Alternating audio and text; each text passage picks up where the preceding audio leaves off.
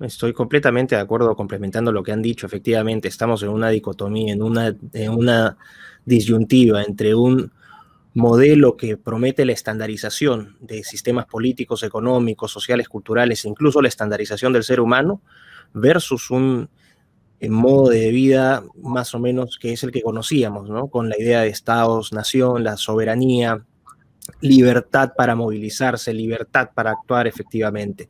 Agustín, ya que hemos encontrado este tema, Carlos iba a iniciar la presentación con su artículo, que es el que le da el marco al libro, pero para entrar con nuestros amigos que están esperando, ¿de qué trata tu capítulo? ¿Qué es lo que tú abordas específicamente?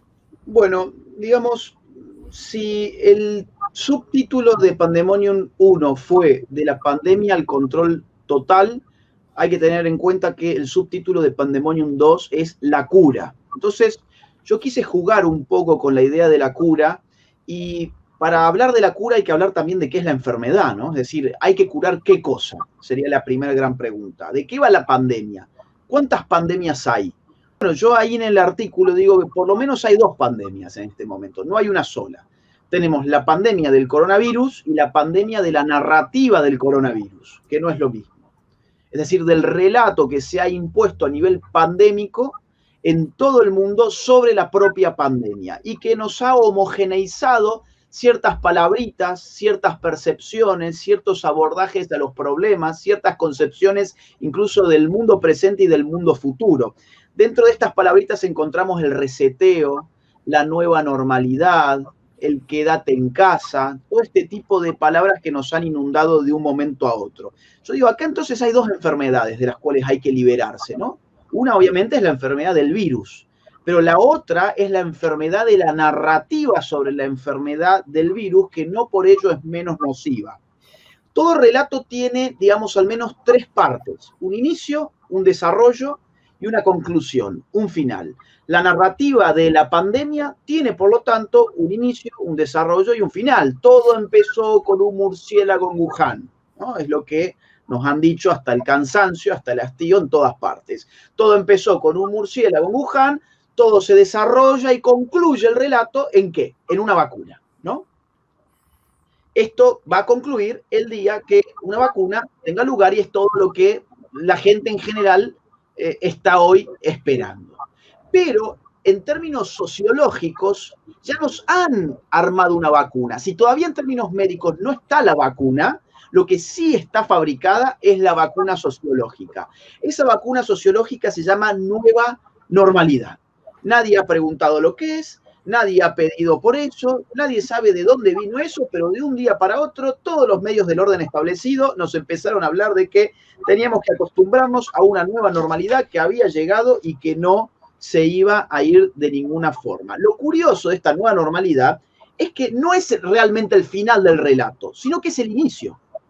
No es el final, sino que es el inicio. Y es un inicio que depende de otro concepto de la narrativa que se está imponiendo cada vez más fuerte, que es el del reseteo. No sé si ustedes han escuchado, últimamente nos han llamado a resetear, incluso UNESCO, por ejemplo, tiene unos spots muy bien logrados, cuidado, porque esta gente es inteligente, no es burda.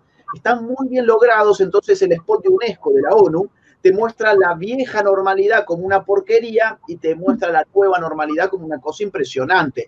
En la nueva normalidad podés ver los picos del Himalaya, podés ver las ballenas, los cisnes por Venecia, es una cosa fabulosa. La vieja normalidad te muestra niños que se mueren de hambre en África, te muestran la destrucción, te muestran la contaminación, entonces la gente dice, claro, yo quiero la nueva normalidad, no quiero la vieja normalidad. ¿Y cómo hacemos para llegar a la nueva normalidad? Bueno, la metodología es la metodología del reseteo, que siempre ha sido la metodología revolucionaria.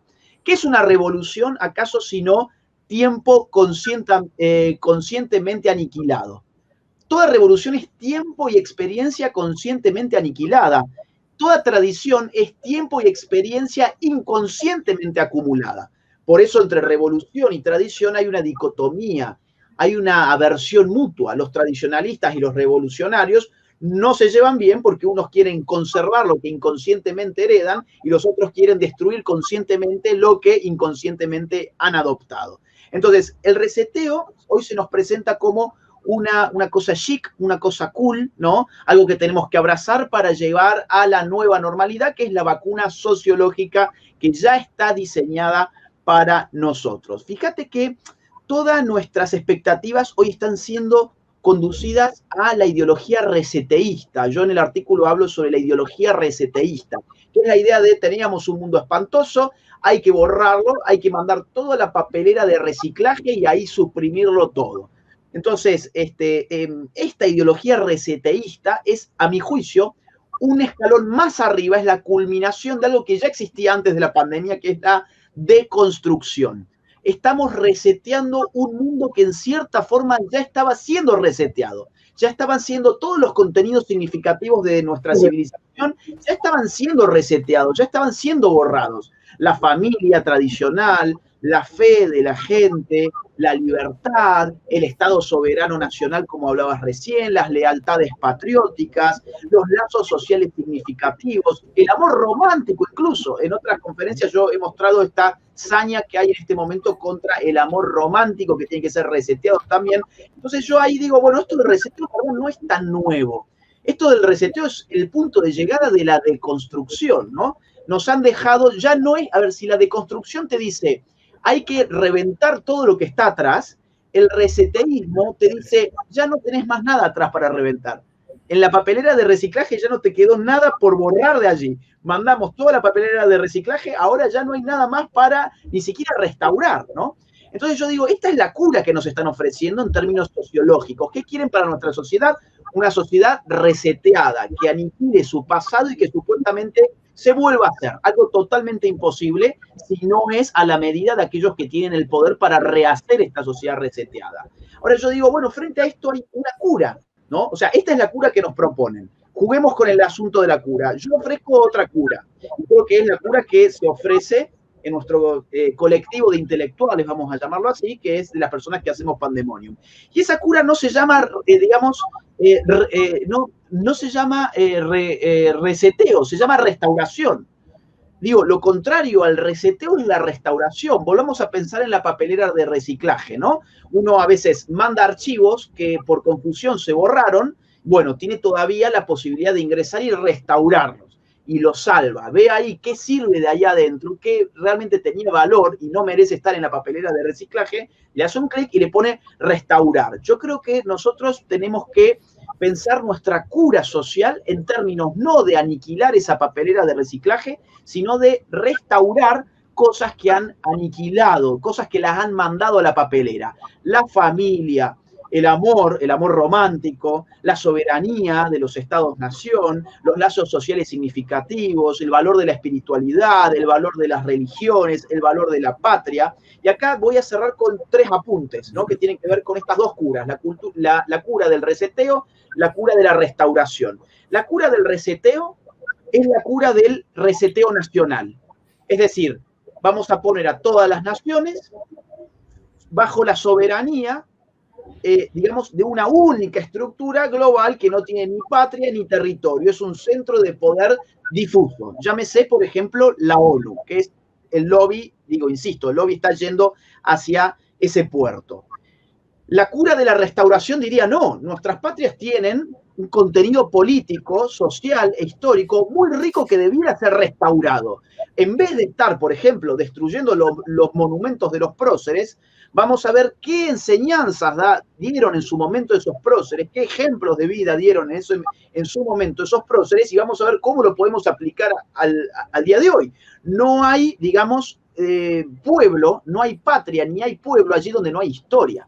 Entonces, restaurar la historia, restaurar las enseñanzas de la historia y lo significativo de la historia es restaurar la patria y el modelo de Estado-nación. En la sociedad, en el ambiente social, ¿cuál es la cura del reseteo? La cura es la atomización social. Fíjate que se está implementando una lógica paradójica de lo social que nos dice que a menos vida social tenemos más responsabilidad social. Yo soy un buen ciudadano en la nueva normalidad, yo soy muy solidario en la medida en que no me comunique con los demás, en la medida en que no tenga contacto real con los demás. Entonces nos están atomizando, nos están volviendo minúsculos, nos están volviendo partículas que vamos a ser mucho más fáciles de aplastar, evidentemente. Al no tener lazos reales, lazos significativos, digamos, quedamos en una relación inmediata con el poder, sin nada más que nosotros mismos que se anteponga al poder. En cambio, la cura de la restauración sería restaurar los lazos reales, los lazos familiares que han sido mutilados en el contexto de la pandemia, donde uno veía, por ejemplo, cómo se morían sus familiares y tenía que despedirse en el lecho de muerte a través de una videollamada, por ejemplo, o jóvenes y niños que no ven a sus abuelos desde hace meses, parientes que ya no se ven si no es a través de la pantalla. Entonces, restaurar esos lazos sociales y atreverse a enfrentar el miedo, creo que es parte de la cura, que es algo que en su ensayo trata Alejandro Bermeo, ¿no? Aceptar que la muerte es parte de la vida también, es de alguna forma aceptar que uno tiene vocación de libertad. Y en último lugar, yo creo que, a ver, la cura del reseteo nos obliga a vivir en un mundo mediatizado por pantallas. Toda nuestra vida ha pasado a hacer esto. Nosotros en otro contexto estaríamos, no sé, dando esta conferencia frente a gente que vendría, nos escucharía en vivo, tendríamos un contacto directo. Bueno, ahora no. Ahora vivimos en el mundo de la pantalla, ahora tenemos gobiernos que instan a la gente incluso a tener relaciones sexuales con el barbijo puesto. En Canadá, por ejemplo, se le ha pedido desde el gobierno de Canadá a la gente que las relaciones sexuales sean con barbijo puesto y sin besos. Una cosa bastante rara, ¿no? O, por ejemplo, en Argentina han recomendado el cibersexo. Y en general el teletrabajo en Europa ya supera el 40%. Las misas y la concurrencia a los templos hoy es una actividad meramente online. Toda nuestra vida ha quedado atravesada por las pantallas y por la lógica online. Y yo les quiero leer rápido, pido nada más 2 o 3 minutos, les leo rápido un cuento muy corto de Borges, que creo que tiene que ver con esto, y ahora voy a pasar a cuál es la cura para mí en este sentido. Dice en el cuento del rigor en la ciencia Borges, dice, en aquel imperio el arte de la cartografía logró tal perfección que el mapa de una sola provincia ocupaba toda una ciudad y el mapa del imperio toda una provincia. Con el tiempo estos mapas desmesurados no satisfacieron a los colegios de cartógrafos, que levantaron un mapa del imperio que tenía el tamaño del imperio y coincidía puntualmente con él. O sea, los cartógrafos, para si no han entendido, los cartógrafos armaron un mapa que tenía el mismo tamaño que el imperio, un mapa del imperio con el tamaño del territorio del imperio. Ahora sigue así, eso es lo que estamos viviendo hoy. Dice Borges, menos adictas al estudio de la cartografía, las generaciones siguientes entendieron que ese dilatado mapa era inútil y que no sin impiedad lo entregaron a las inclemencias del sol y los inviernos. En los desiertos del oeste perduran despedazadas ruinas del mapa, habitadas por animales y por mendigos. En todo el país no hay otra reliquia de las disciplinas geográficas. Es decir, las nuevas generaciones llegaron y ese mapa que cubría el mismo terreno que representaba, se había confundido el mapa con la realidad, las nuevas generaciones dijeron, esto es un absurdo. A ese mapa hay que destrozarlo, hay que tirarlo en el medio de los desiertos y que se lo coman los animales, ¿no? Este cuento de Borges tiene que ver, yo creo, con lo que estamos viviendo hoy, ¿no? Esta parte no está en mi artículo, pero hoy, viendo algunas cosas, digo, esto tiene que ver. Nosotros estamos viviendo en un mapa que tiene el mismo tamaño que nuestra realidad. Ese mapa es esta pantalla, por ejemplo. Pero esta pantalla no es esta realidad. Y nosotros no tenemos que asumir que esta pantalla es esta realidad. Y esta pantalla puede ser bastante peligrosa. En el momento que quien maneja esta pantalla y el sistema de esta pantalla se le ocurre que lo que yo digo ya no puede decirse en esta pantalla, yo desaparecí de la realidad. Yo y mi mapa nos exterminamos. Entonces, ¿qué hay que hacer? Bueno, hay que restaurar. ¿Qué hay que restaurar? El valor de lo real. Hay que darse cuenta que los mapas son los mapas y los territorios son los territorios. Cierro. Y los territorios son los territorios. Entonces, vivamos la vida real, aprendamos que obviamente las pantallas son importantes para la vida contemporánea, pero no entreguemos toda nuestra existencia, toda nuestra vida de forma imprudente a una vida que va a ser simplemente un simulacro. Así que bueno, hasta acá llego yo, de eso va el artículo, quedan todos invitados entonces a leerlo.